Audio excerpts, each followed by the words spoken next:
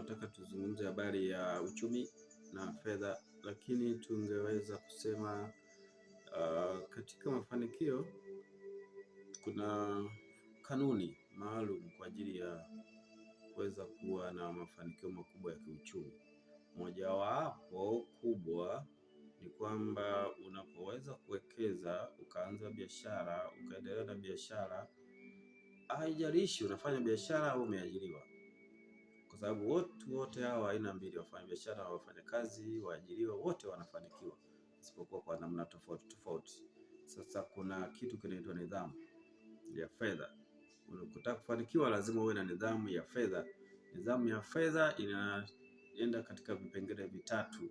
Cha kwanza, uwe na nidhamu ya kuingiza mapato makubwa kila wakati, na la pili, uwe na nidhamu ya kutengeneza matumizi yako sahihi kutokana na unachokipata na faida unayoipata, na cha tatu, uwe na nidhamu ya kuweka akiba.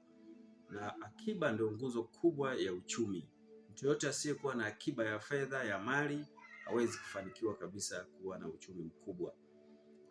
Kwa hiyo lazima ujue haya matatu: ingiza mapato, tengeneza matumizi na weka akiba. Vitu vitatu. Hii ndio nidhamu kubwa ya mafanikio ya mtu binafsi, nchi, kampuni, serikali. Mtu yeyote asiyejua kuingiza mapato ya kutosha na kutengeneza matumizi sahihi na kuweka akiba sahihi, huwezi kufanikiwa.